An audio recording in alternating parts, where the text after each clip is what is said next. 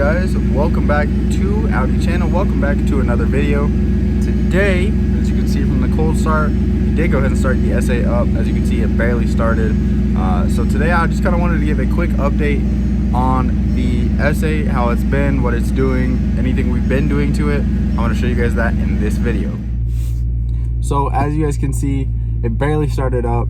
The main reason for that is that it is currently like 10 degrees outside, and it's been like -7 for the last few days. I think it's been that way through many states, but I haven't been driving this as much. I've been driving it when I come off of work, but when I'm at work, there's no sense in me driving this. I just get to sit out all day and I can just take the A4, and that's just what I do. So since it's been sitting in the garage for so long, there was a time that I let it sit for like almost 2 weeks without driving it. The battery has just been going bad. It's just been dying. Pretty much when I leave it for a couple of days, it'll die. So I've been jump starting it. I've been driving it a lot, so it's been kind of helping. When I go and drive it somewhere and I get back in and start it up, it does work. But recently, since it's been so cold, once it sits overnight, it barely wants to start like that. So I am in the market for a new battery on this thing, which should be fun because that's like another 200 bucks that we could put towards something else between the two cars. But anyways, I'm gonna have to get a new battery for this thing for sure. But yeah, so this is update time on the S8. So with that out of the way, I've been doing a lot to this thing. Well, not a lot, but a lot of little things to this thing project wise. So let me go ahead and show you guys that right now. So starting off on the inside, as you can see, I have the trim pieces removed. Not those ones yet. Nothing up there. All the door trim pieces are removed. This is still intact. This, however, has been kind of slightly removed. And the reason for that is, as you can see with these two pieces right here, I've been doing a project with my grandpa, actually, because he knows a lot about like furniture, wood stuff. He's really good at that kind of stuff. So he's been helping me do this, but we took out these two pieces of trim. We sanded all of the epoxy off of them, and then we stained them black, as you can see. And it looks really good. That is definitely a huge upgrade. As you can see, that's the same pieces. All we did was just sand it down to the bare wood under here and then restain it. Yes, in the old D2s, Audi actually used real wood. It's actually burl wood, I believe is what the name of it is. So yeah, we've been doing that. I was not planning on showing you guys this right now, but it is something that will be coming very soon. We did just go ahead and take off all the door pieces and have been sanding those. With the weather being so cold and just not very fun to be out in the garage, especially sanding and making such a huge mess, we haven't really been doing it lately. So it's gonna take a long time before that video comes out. I'm definitely not gonna record us sanding and staining every single piece for you guys. That would get very boring. It takes a long time. Those two pieces alone took a whole day just to get the epoxy off. I mean, we were getting a better process with it and whatnot, but it's definitely going to take a long time to get all of that done. And we still have the pieces up on the dash, around the radio, under the center console here. So there's still definitely a lot, but that should be coming. That'll be very fun. Just kind of change the interior. I know a lot of people on the forums, I don't know if you guys are from the forums or anything like that, but if you are, a lot of those people like to buy the carbon fiber ones, which are like 800 bucks. And that's just something that I'm not really willing to do. So I decided to take my own turn on it, make it unique, you know, something that if I meet up with another D2 owner, like, oh, what'd you do? You know, like, oh, just restained it. It's definitely a long process, but it has been pretty fun, and the outcome is really awesome. As you guys can see, it looks really good. So there's that. Now I also have this piece slightly detached. It's kind of ghettoed in there right now. The reason for that is that I thought Audi had put real wood under this, just kind of like the wood up here. Now it's a totally different colored wood, as you can see. So I thought, oh, this is what they put in the A8s, and it's just something that they covered in the S8s with black. Well, I was going to sand all this down, do the same thing, and make it black like these, but it's actually plastic. So what I think I'm just gonna end up doing is kind of, not chopping it right there, but start sanding, taping it off right there, and start sanding all of this back and down here. As you guys can see, it's really gross and peeled, and it just does not look good. So I'm gonna get rid of all of that black on there, kind of sand it down, and then repaint it possibly like a gloss black or something like that, and then to put a clear coat over it. I'll probably leave these all the same stock way, as they're not really too beaten up. There's nothing seriously wrong with them. I'll do the same thing on that side, and I'll probably just do the same thing all the way around on all the doors, so that way it matches. It'll just be kind of like a cool two-tone black piece. Just a quick and easy way to go ahead and restore it, just make it look 10 times better than it already does. I'm really not going to be doing a ton of huge stuff with this car, other than the manual swap when that does come, but that is not coming quite yet. I'm still waiting on parts and stuff. But on update on that, we do have the trans. I think I've talked to you guys a little bit about this. I do have the trans, I have the drive shaft, I have I believe the slave cylinder. I might have one of my mounts. I don't know if it's the correct mount, so I will have to check on that. And then I'm still in search of a flywheel. I'll probably end up buying a brand new clutch for like the B7 RS4s. Getting one of those clutches, as they're rated for a decent amount of power. Same motor as this pretty much, so I'll probably end up getting one of those clutches. And then I think we're pretty much done, and I think we'll just be waiting for some warmer months to go ahead and get this thing up in the air and just work on it for a while. So that is what we will be doing there. In terms of the engine, everything's been good under the hood. Everything looks great. I'll take you guys under there in just a second. We'll go take a look at it. But I have developed a power steering leak. I did already meet up with one of my parts guys and get a hose for it, so we will be fixing it soon. But it's the line from the cooler to the rack. I think that's how that goes. We'll have to check on that. But I did already get the line, so we can just go ahead and replace that and get that to stop leaking, because it is leaking very profusely. The transmission is also leaking from the rear output shaft. So what I think I'm just going to do in terms of that is I think I'm going to do a flush on the transmission, because it still acts a little bit weird. And if I'm not going to be doing the manual swap right away, and I'm still going to be driving this for a little bit, then I do want to at least have a car that doesn't feel jerky and crappy for the rest of the life of that transmission being in this vehicle. Now another small project that I did, and you guys may not have even known that it didn't work. These buttons in here. So this is the menu for up here. Also, don't mind these lights just because the battery died. Check engine is on because, well, it's the S8. But as you guys can see, I'm down to one error light up here, and that is the brake pad wear sensor, and that is because one of my wires has broke. So we are all good there. I got my adaptive headlights reworking again, and everything like that. But if I go ahead and click the menu button down here, as you guys can see, it does work. Before, it would just kind of go crazy in here, and I wouldn't be able to actually run through these menus.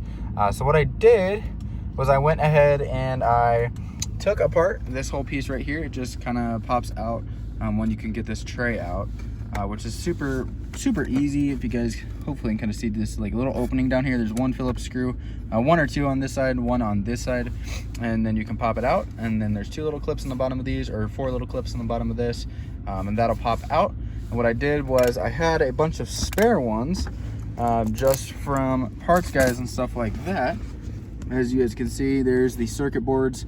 Here's like the little tray where the buttons sit on and everything like that. There's a ton of buttons down there.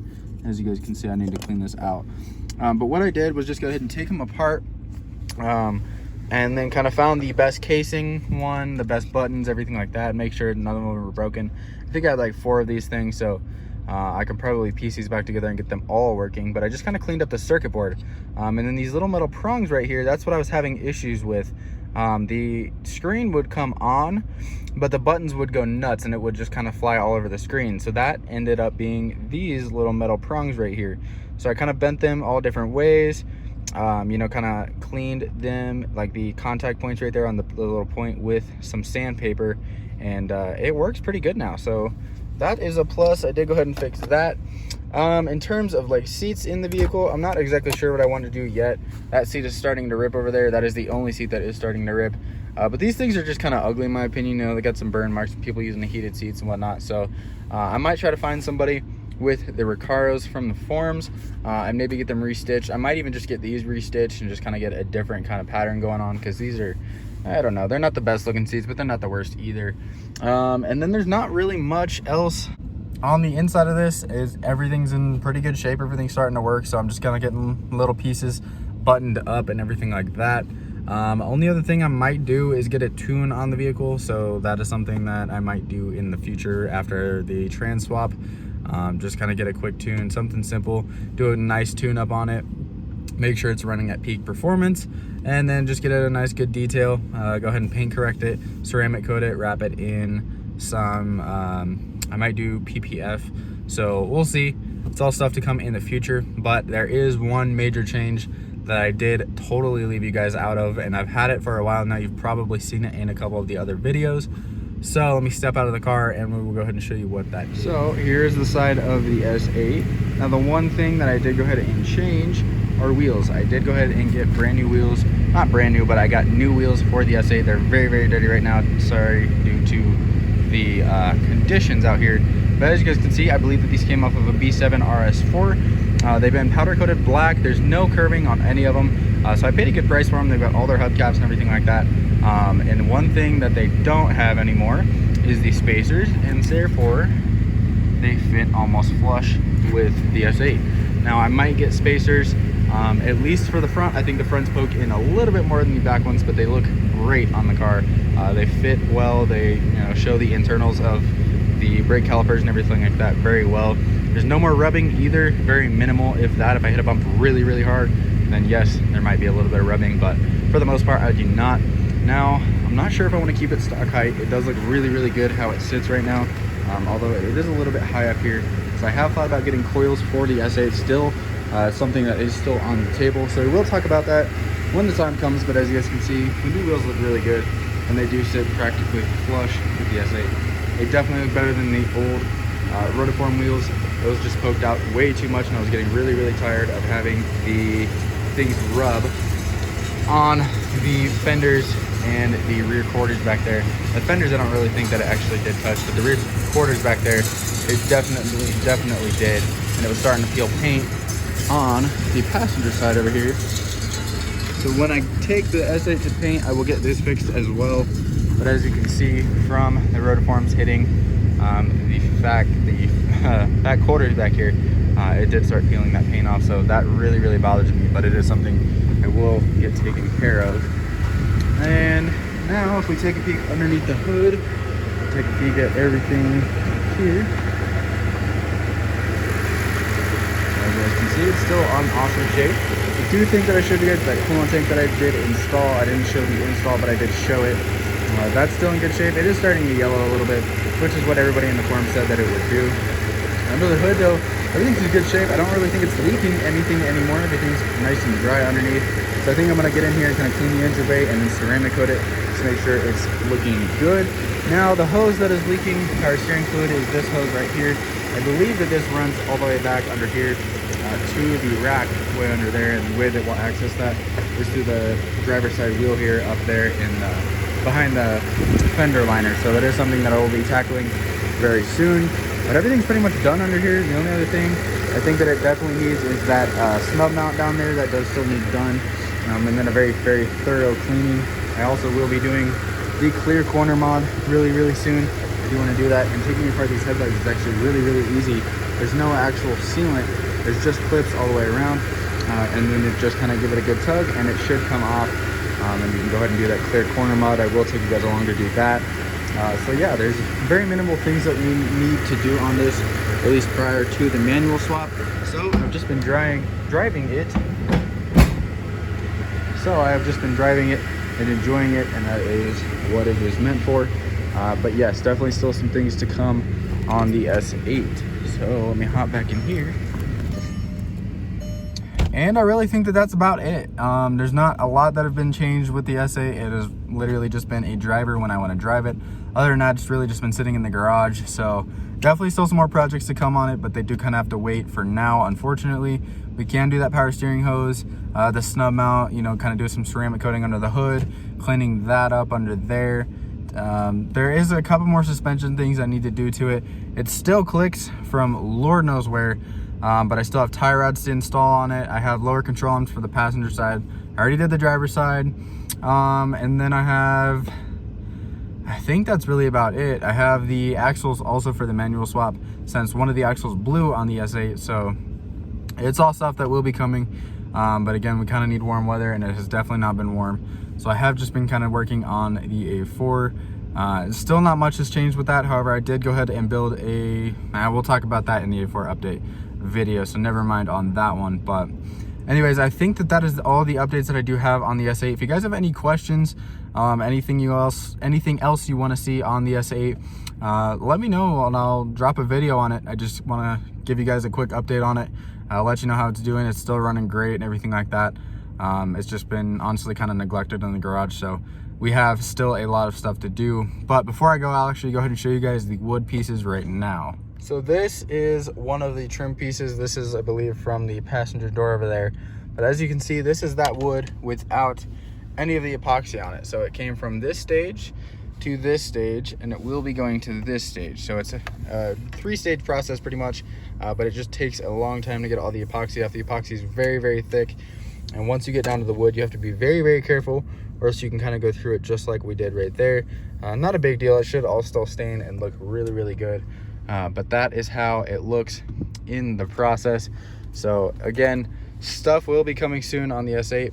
And as you guys can see, it does need a thorough cleaning. And then after I went ahead and took these pieces out, I had to remove these side carpets. So those are missing. They're in the back, so I will have to put those back in. But I am going to unclear my sunroof drains and the drains on the inside here. I can't remember what those come from, and just make sure that everything's in good shape. So it's just been kind of a taken apart mess right now. But anyways, I do hope you guys enjoyed the video. Again, any questions, comments, anything like that, let me know and I will post a video. We can do more things on the S8. Anything you guys want to see, just let me know. I have yet to really hear from you guys, so I'd love some input. But anyways, that is it on the S8. We will be doing, I think, a meetup in 2021, sometime in the summer. I think that everybody from the D2 forum wants to meet in the middle of the US somewhere. There's no set plans on that yet, but when that happens, I will let you guys know. Hopefully we can get this thing ready and in good shape. Have everything pretty much done. Maybe the manual swap, hopefully, maybe not. I'm not sure yet. We'll see. But we should be going on that. That might be a fun little road trip video that we can make, and we can show you guys some other D2s in the future with that meetup. So anyways, again, I do hope you guys enjoyed the video. If you did, like, subscribe. If you did not, go ahead and give the video a dislike. That is also fine. But anyways, I'm going to catch you guys in the next video. So peace out.